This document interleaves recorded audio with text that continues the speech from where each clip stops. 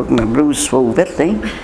Pouvez-vous vous nommer et dire votre date de naissance et le lieu? Je suis Thérèse Pelletier. Je suis née le 8 octobre 1931. J'étais la 12e de la famille. Qu'est-ce que tu fais? Et puis, est-ce que vous pouvez nous parler de vos parents? Comment ils étaient? Qu'est-ce qu'ils faisaient dans la vie? Bon, mon père était cultivateur.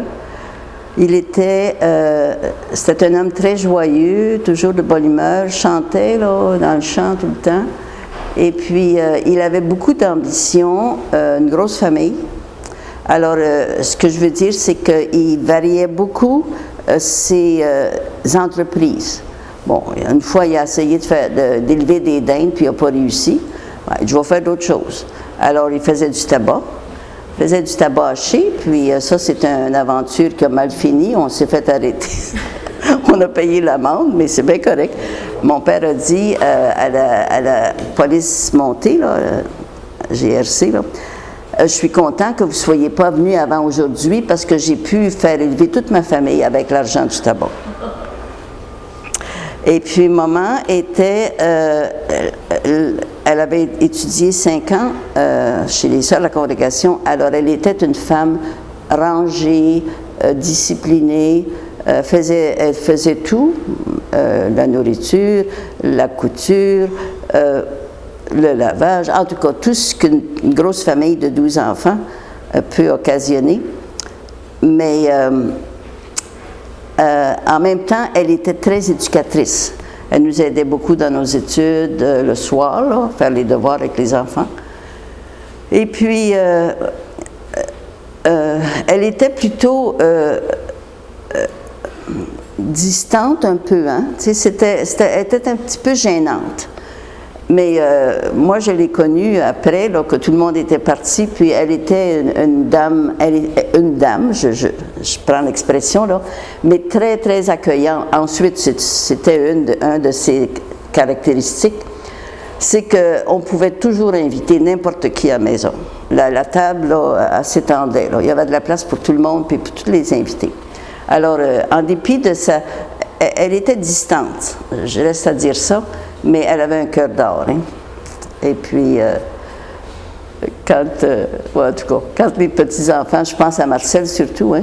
Marcel avait eu un enfant tous les ans. Hein? Alors, quand les enfants arrivaient, elle disait « Oh, ma consolation qui arrive! » Puis quand ils partaient, elle disait « Oh, ma désolation qui s'en va! » Parce que les enfants faisaient le tour de la maison, hein? On avait 2 escaliers. Bon. La maison nous étions la première maison de Lavaltrie, Saint-Sulpice à côté.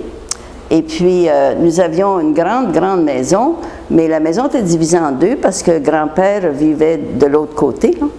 Alors, je faisais justement lire les compagnes en disant qu'il y avait une chambre pour les gars puis une chambre pour les filles. Et puis une chambre pour nos parents puis une chambre pour la visite, parce que la visite était toujours bienvenue. Alors, on n'a pas été gâtés au point de vue espace. Hein, il fallait qu'on s'entende, puis qu'il ne fallait pas qu'il y ait de conflit. Puis, je pense que la caractéristique de notre famille, c'était le sens d'humour. On avait beaucoup de... on avait du plaisir à pas rire des autres. On riait pas des autres, mais on riait avec les autres. Hein. Quand il y avait des situations cocasses, là c'était le plaisir qui commençait. Hein. Ensuite, maman jouait du piano. Alors moi, j'ai vu souvent des soirées à nous accompagner au piano, puis on chantait. On a beaucoup chanté chez nous. Et puis on était sur le bord du Saint-Laurent, puis ça aussi, on passait des veillées assis dans la balançoire à chanter, à regarder la lune sur le Saint-Laurent. C'était pas compliqué, nos distractions. Grand-maman chantait, j'avais l'impression que c'était grand-papa qui chantait. Grand-maman ne chantait pas, mais elle jouait. Elle jouait du piano. Oui, c'était papa qui jouait, qui chantait. Bon. Ensuite... Est-ce que vous vous souvenez des chansons, d'une chanson ou deux peut-être que votre père chantait? J'avais 20 ans quand les yeux d'une femme. C'est tout ce que je me rappelle, mais on l'entendait dans le chant. Hein. Il y avait beaucoup de chants d'amour, l'amour humain, là. Et puis, il chantait ça à maman. Et puis, elle était un petit peu gênée. Elle n'aimait pas trop ça, tu sais. Ah oui, on a beaucoup chanté. Oui. Est-ce que vous pouvez nous décrire la maison physiquement, comment c'était Il y avait une pièce et puis l'ameublement? Bon, moi j'appelle toujours notre maison une maison à talons hauts, parce qu'il y avait peut-être 15 marches pour entrer en avant, là, tu sais. Du côté de la cuisine, il y en avait moins de marches. Alors, il l'avait bâtie très haute, et puis il y avait une grande cuisine, avec une grande table pour quasiment 20 personnes. Ensuite, oui, elle était plus grande que ça. Comme je vous dis, on pouvait inviter quasiment toute la paroisse. Ensuite, il y avait un salon à côté de la grande cuisine. Et puis, là, on recevait nos chums là, dans le salon. Et puis, ça, c'était tout ce qu'il y avait en bas parce que le restant était du côté de grand-père. Grand-père, il y avait le salon de la cuisine, nous autres aussi. Puis en haut, il y avait, comme je vous disais, une chambre pour les filles, une chambre pour les gars, puis papa et maman, une chambre pour mes parents, puis une chambre de visite. Alors, c'était tout ce qu'on avait. La chambre de bain, y avait-il une chambre de bain? Il y avait la chambre de toilette. Il n'y avait pas de bain. La chambre de toilette était dans le milieu entre chez grand-père puis nous autres. Ça, je me souviens. Bon. Puis souvent, grand-père allait à la toilette, puis il mettait le crochet. Puis moi, je disais, maman, grand-père a mis le crochet. Elle dit, va faire le tour, enlève le crochet. Grand-père, il est vieux. Ça, c'était le respect des personnes âgées. Hein? Il ne fallait pas grand-père, puis j'avais bien des choses à raconter entre grand-père puis sa troisième femme. Il s'est marié 3 fois. Hein? Et puis, ils étaient sourds tous les deux, fait qu'ils se criaient par la tête. Hein? Et puis, en tout cas, on a bien des souvenirs. Là. Une fois, ma tante, Emma, c'était la sœur de sa deuxième femme, qui était veuve. Bon. Alors, elle lui a dit, Frem, il s'appelait Ephrem, mon grand-père. Elle dit, Frem, c'est la première fois, ça fait 25 ans qu'on est mariés, puis c'est la première fois que ça nous arrive. Oh, nous autres, on avait toutes les oreilles sur la cloison. Alors, elle dit, c'est la première fois qu'on mange des bonnes confitures de fraises comme cette année.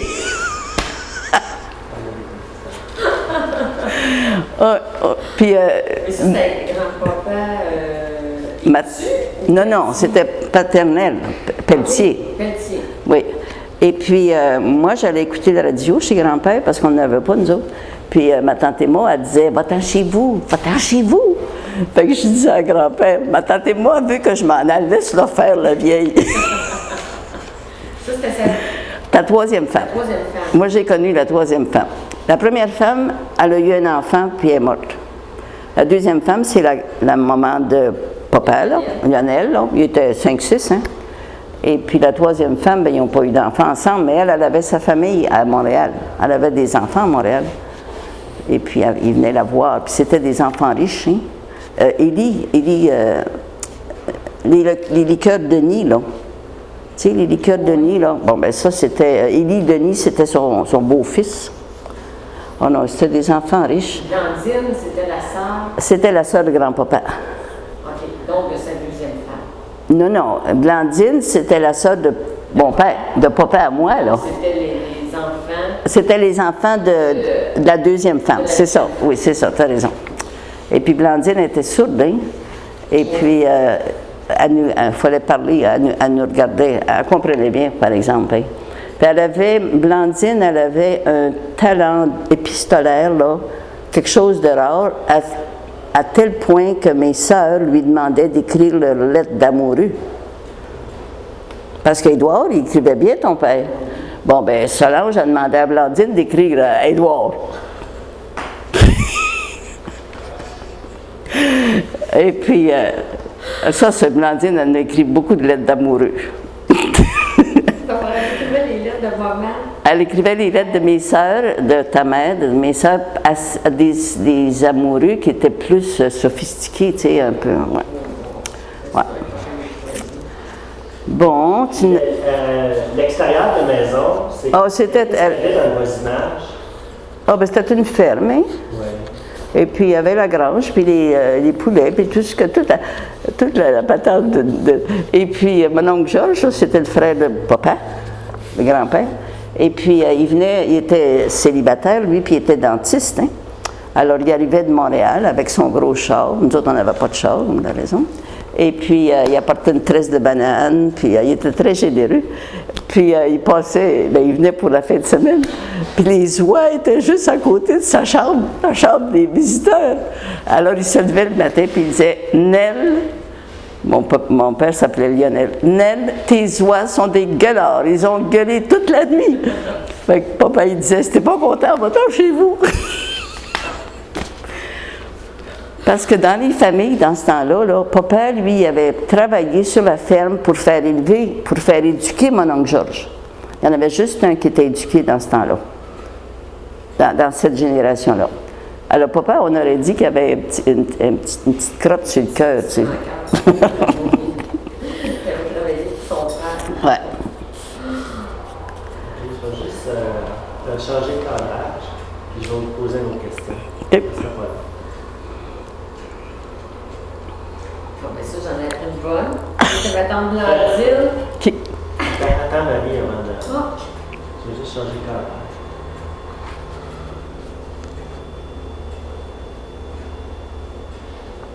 Est-ce que vous pouvez nous décrire la Valtrie à l'époque? Ça avait l'air de quoi? La Valtrie, c'était une campagne où la plupart des gens étaient des cultivateurs, là, des fermes qui se succédaient, avec un village. Puis c'est là, avec l'église paroissiale, où est-ce que c'est qu'on allait tous les dimanches, 3000, on était à 3000 du village. Et puis on n'avait pas d'auto, fait qu'on allait en voiture. Je me rappelle à Noël, tu sais, quand les gars étaient revenus, mes frères étaient revenus du collège, puis Jean-Léo, il jouait de la clarinette. Alors je me rappelle, on était à la messe de minuit, puis Jean-Léo jouait des airs de Noël sur sa clarinette, tu sais. Puis c'était beau. Oh, j'ai aimé, j'aime beaucoup la nature, hein. Alors j'ai aimé, puis Saint-Laurent, là, le Saint-Laurent, nous autres, on était... Papa, il se levait le matin, puis il disait « Merci, mon Dieu, de m'avoir donné la vie, de toutes les beautés que je regarde. Merci pour mon beau Saint-Laurent. » Puis il s'en allait travailler. C'était sa prière.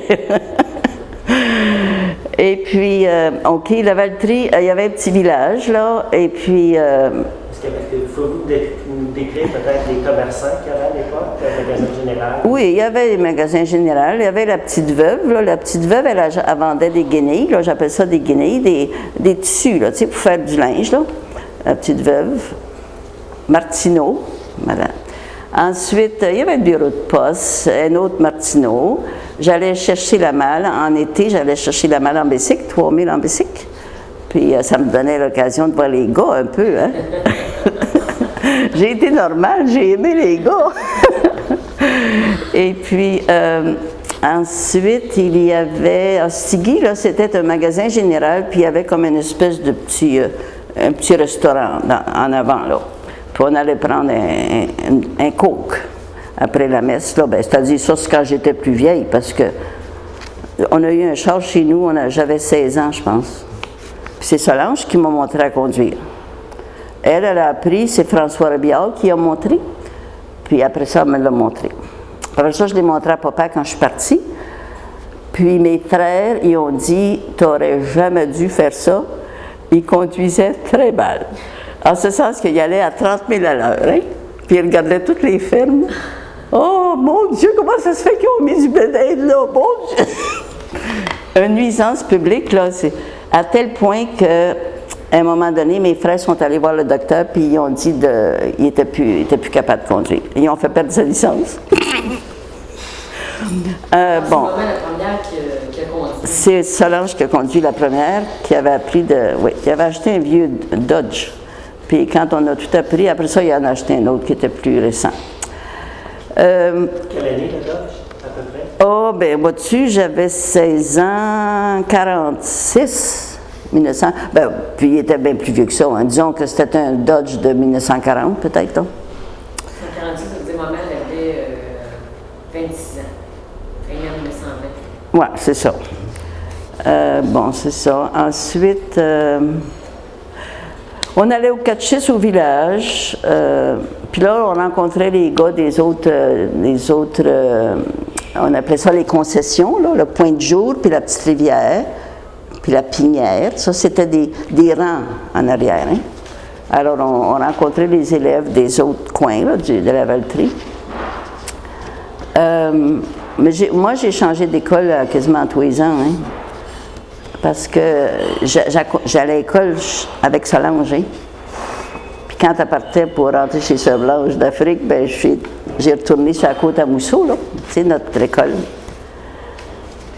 Bon, mais tu... La première école, ça n'a pas été la côte à Mousseau? Non, c'était la Saint-Sulpice. Ça, c'est un drame là, que je vais te conter, là. C'est quoi? Bien, Marcel a enseigné le 5 septembre 1939. Le 5 septembre au soir, François Robillard, qui était son amoureux, là, son père, M. Robillard, ils sont venus pour demander la main de Marcel à mes parents. Parce que c'était la guerre qui commençait le 6 septembre, là, en tout cas. Et puis, ils se sont mariés le 6 septembre, hein? Marcel avec François. Et puis, Marcel, après que François est parti, puis son père est parti, est allé réveiller Solange, mais elle n'avait pas besoin de la réveiller. Nous autres, on suivait toute la conversation. On était dans le trou du tuyau, hein? Tu sais, en campagne, là, il y avait un tuyau pour réchauffer la chambre de mes parents. Puis, en été, il enlevait le tuyau, fait qu'on watchait qu'est-ce qui se passait en bas. Et puis, alors, Solange était au courant que Marcel se mariait le lendemain. Et puis, Marcel est venu demander à Solange, elle dit, tu prends ma classe demain matin. Alors, c'est ça qui est arrivé. Le 6 septembre, Solange est partie pour Saint-Sulpice en bicycle. C'était un bon 3 000, 4 000. Hein. Et puis, les élèves sont arrivés, puis ils ont dit, bonjour, mademoiselle. Oh, c'est pas la même. Bon, puis moi, là, je suis allée avec Solange cette année-là. J'étais en deuxième année. Deuxième et troisième année, on restait dans le haut de l'école, là, Germain puis moi. Et puis, ben, je peux parler de Solange, là? Je vais vous demander peut-être avant des souvenirs que vous avez du Saint-Laurent. Je ne sais pas, est-ce que vous pique-niquiez sur le bord du fleuve? Décrivez-moi le Saint-Laurent. Le Saint-Laurent, je suis allée à la pêche avec mes frères. Mes frères, Blandine, là, Blandine, elle aimait beaucoup aller à la pêche. Hein? Puis quand il pleuvait, c'était mieux, c'était encore mieux. Bon, alors je suis allée quelques matins qu'il pleuvait avec mes frères, puis Blandine, puis on ramassait de la barbotte, puis de la perche chaude, puis tout ça. Alors ça, je me rappelle du Saint-Laurent comme un lieu de pêche. On dirait que chez nous, le Saint-Laurent était un peu plus loin. Hein? Tu sais, il n'était pas à l'autre bord de la rue. Là. Alors, je ne peux pas dire qu'il y avait des pique-niques. Chez ma tante Jeanne, ça c'était, tu sais, René Tu là. Bon, ben eux autres, le Saint-Laurent était juste en face. On avait juste à traverser la rue pour être sur le Saint-Laurent. Je pense que c'était le fait qu'il était là, puis la lune était là le soir quand la lune était pleine, puis la balançoire était là. C'est tout ça. C'était le décor, je pense bien. Hein? À part de la pêche, là, je ne peux pas dire que... Puis on n'allait pas en chaloupe. On avait une chaloupe pour aller à la pêche, mais on était... il y a une expression anglaise qui m'arrive, là, duty-oriented. C'était le travail, hein, parce que, écoute, là, bon, 12 enfants, hein, et puis, ma mère en a eu 3 après moi, hein, elle en a eu 15, hein. En tout cas, ceux-là sont décédés. Mais, alors, on n'allait pas, il n'était pas question de perdre notre temps, là, en allant en chaloupe, là, comme ils font aujourd'hui, là, tu sais. On n'avait vraiment pas le temps. dans le jour, l'été, quand on revenait de nos études, là, ben, c'était de piocher, puis de piocher, traire les vaches le soir. Oh, j'haïssais ça. Oh, c'est que ça. C'est surtout le samedi soir. Oh mon Dieu, le samedi soir, j'aurais pu aller dans le Saint-Laurent au lieu d'aller traire les vaches. Bon, en tout cas, et puis, non, mais papa, mes parents étaient généreux, ils nous aimaient beaucoup, mais ils nous disaient, si vous voulez étudier, il faut que vous m'aidiez. C'était comme une condition, hein. Puis, on ne se faisait pas tirer hein? On se faisait pas tirer l'oreille. L'oreille, bon, c'est ça. Moi, j'ai été un petit peu gâtée au point de vue travail parce que j'ai eu un accident d'auto quand j'avais 4 ans. J'ai été frappée par un auto. Puis ils m'ont toujours dit que moi, j'avais bien des passes droits qu'ils n'ont pas eu eux autres. Mais ça fait rien, je suis contente d'en avoir eu. J'aimais mieux aller faire courir les veaux puis aller jouer avec les chats. Les chiens. Les chiens, les chats. Oh, je sais, j'en ai eu des chiens et des chats. Oh, Pouvez-vous nous parler de Solange? Solange, oui. Oui. Les plus vieux souvenirs que vous avez d'elle? Bien, c'est ça. Comment elle était quand elle était petite et puis plus tard? Ah non, j'ai aucun souvenir d'elle quand elle était petite parce que je suis la plus jeune. Et puis, alors, j'ai une photo que je suis prise avec elle là, dans une boîte carrée, là, chose d'hiver, là. Puis j'avais 4 ans, puis elle avait 14 ans. Hein. Elle a 10 ans de plus que moi, hein, 11 ans. Alors, non, j'ai absolument rien à raconter de ça quand elle était jeune, mais je l'ai connue comme institutrice. Je suis allée à son école 3 ans. Ma 2e, 3e année, puis la 5e année. Parce que la 4e est rentrée chez Sœur Blanche d'Afrique. Alors. Mais ça veut dire que vous enseignez à vous? Oui, oui. 2, 3, 4. 2, 3, 5. Et puis, mon frère Germain était avec nous autres aussi. En 2e et 3e année, Germain venait à l'école. On restait en haut de l'école. On partait pour une semaine. Maman venait nous conduire, puis elle nous apportait toute la mangeaille, puis tout ça. On restait la semaine à l'école. Il y avait des chambres en haut? Il y avait oui, il y avait un logement. Dans les hauts des écoles, il y avait un logement. C'était comme une tradition que la maîtresse pouvait rester dans l'école. À Petite-Rivière, c'est pareil. Je suis restée là, à Petite-Rivière. Solange était une très bonne institutrice. Elle enseignait très bien, puis elle avait beaucoup d'autorité. De la première année à la 7e année, je pense que la 7e n'existait pas. Je pense que ça finissait en 6e dans ce temps-là. À la Valtrie, en tout cas, il n'y avait pas de... Ben oui, il y avait une 7e. En tout cas, elle avait 42 élèves là, quand elle a remplacé Marcel. Hein. Et puis, Marcel elle était quasiment contente de se marier parce qu'elle n'avait pas d'affaire à l'enseigner. Et puis, Solange avait... ce qui arrivait, c'est que les plus vieux aidaient aux plus petits. Tu sais. Elle disait, ben là, tu vas l'aider à faire lire les petits, là, aux plus grands, là, tu sais. Il faudrait bien qu'il fasse ça parce qu'il ne serait jamais... Ben, c'est ça, elle avait une organisation pas ordinaire. Puis ce qui arrivait, c'est que on apprenait sans s'en rendre compte. Moi, je n'ai pas fait ma 7e année. J'ai fait ma 6e à la Valtrie, là, parce que là, elle était partie. C'est l'année qu'elle était partie. Et puis, papa, il m'a dit, pourquoi tu ne passes pas ton certificat de 7e? J'ai dit, je ne l'ai pas fait, ma 7e année. Ben, il dit, tu as écouté toute l'année. Mon père était psychologue, hein?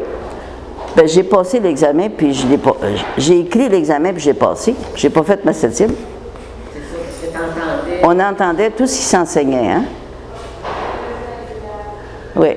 Et puis, je me rappelle, Mlle Chagnon, l'année que je suis allée à la Valtrie, là, ils nous mettaient debout, là, le long du mur, là, puis ils nous demandaient des questions, hein. Tu sais, pour savoir, mettons, la géographie, l'histoire du Canada, puis tout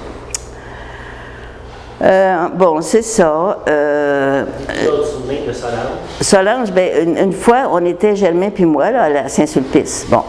Et puis, elle allait chez Baquet. Chez Baquet, c'était un restaurant qui avait à Saint-Sulpice. Puis, Germain, il avait 4-5 ans plus vieux que moi, fait qu'il me gardait. Tu sais, moi, j'avais 7-8 ans, hein, 8 ans.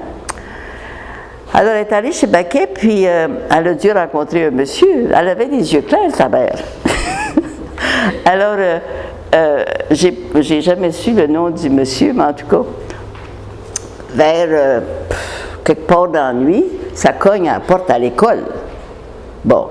Saint-Sulpice, l'école à Saint-Sulpice était entre l'église puis une maison particulière où il y avait des sourds, les giards, là. Les sourds, ils étaient tous sourds, cette famille-là.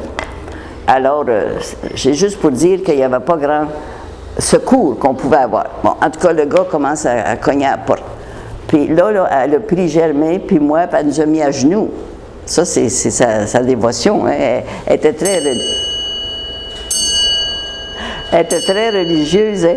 Alors, elle nous a dit de prier pour que le crochet, il y avait juste un crochet, hein. Il n'y avait pas de borure. Hein. Elle dit, il ne faut pas que le crochet cède parce qu'elle dit, elle avait peur du gars. Hein. En tout cas, après quelques minutes, le gars est parti. Ça, c'était celui qu'elle avait rencontré dans la soirée? Bien, elle nous a dit ça le lendemain matin. On dit qui c'est que c'était? Le connaissais-tu, ce gars-là? Bien, elle dit, d'après moi. Elle ne l'a pas vu, hein? Elle dit, ça doit être le gars que j'ai... Elle avait fait un trop d'œil, hein? Tu sais? En tout cas, ça, j'avais marqué ça ici, là. Comment est-ce qu'elle avait eu peur cette fois-là.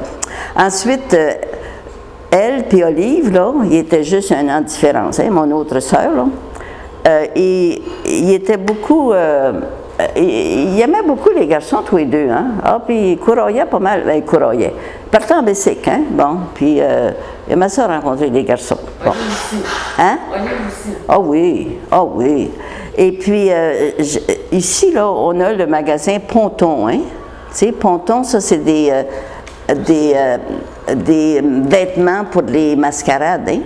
Alors, une année, là, Olive avait fait une espèce de duchesse, ma chère. Il était venu payer, pas emprunter, mais louer des costumes pour aller à la mascarade à quelque part à la Valtrie. Puis Solange était en gentilhomme, là, tu sais, là. Puis on avait une photo chez nous, mais je ne sais pas où qu'elle est, cette photo-là, hein. Alors, j'ai marqué ça, le mascarade, Ponton, parce que quand je passe chez Ponton, ils sont sur la rue en allant à l'église, là. On passe devant. J'ai dit, mon Dieu, je pense à Solange puis Olive. Ensuite, Olive était bien aguissable. Hein. Solange, elle ne mettait pas ses lunettes parce qu'elle disait qu'elle était plus jolie quand elle n'avait pas ses lunettes. Alors, il était en bicycle tous les deux, puis elle n'avait pas ses lunettes. Puis elle disait à Olive, si on rencontre les gars qui sont intéressants, tu feras... Bon, ben, Olive, tu sais, Olive, n'importe quel schnappant, machin. Alors, j'étais assis. Alors, ben, ça a un grand salut, puis t'as quoi dire qui c'est ça, ce gars-là? Ben, c'est... Elle dit, toi, ma beau, c'est ça. Ah non, ils se sont joués des tours en masse, en masse. Bon, c'est ça. D'autres souvenirs de Solange. Bon, ils sont rentrés chez Sœur Blanche d'Afrique. Moi, j'avais 11 ans, là. Et puis, non, j'avais 12 ans. Et puis, j'ai pleuré toute la journée. Puis, encore aujourd'hui, je me demande pourquoi je ne suis pas allée avec eux autres. Tu sais, il y aurait pu... Mais, c'était le prix d'assiduité. J'aurais manqué mon prix d'assiduité. Alors, j'ai préféré aller à l'école, pas aller avec... Je sais pas, on n'avait pas d'auto dans ce temps-là. C'était mon oncle François. Mon oncle François, là, tu sais, grand-maman dessus, il y avait une auto, lui. Alors, c'est lui qui les a conduits à Québec. Ils sont allés à Québec pour rentrer chez Sœur Blanche d'Afrique. C'était à Québec? Oui, ils rentraient à Québec chez Sœur Blanche d'Afrique. Et puis, moi, ils m'ont débarqué à l'école, et puis j'ai pleuré toute la journée. La maîtresse, ben, elle dit, va-t'en chez vous. Ben, mais trop loin, tu sais, on était à 3000, hein? Non, 2000 de l'école. Et puis après ça, bien, 6 mois après, Olive, elle était très bébé, hein? Elle était jeune, tu sais, mentalité jeune. Alors, elle a été retardée. Ils ont dit qu'il fallait qu'elle fasse un autre 6 mois avant de prendre l'habit, la prise d'habit. Bon, fait qu'on devait aller à la prise d'habit de Solange. Puis là, j'avais décidé que j'allais là. OK?